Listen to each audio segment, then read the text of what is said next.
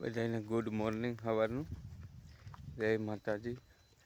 આપણે અત્યારે ખેતરે આવ્યો પણ ખેતરે વરસાદને કારણે અટાણે કંઈ કામ થાય એવું છે નહીં।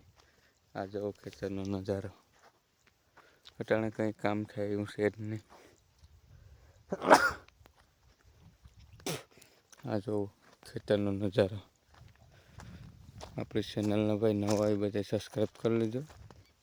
અટાણે કેમ કે કંઈ થાય એમ છે જ નહીં, અટાણે હાવ બધું ઓલું છે।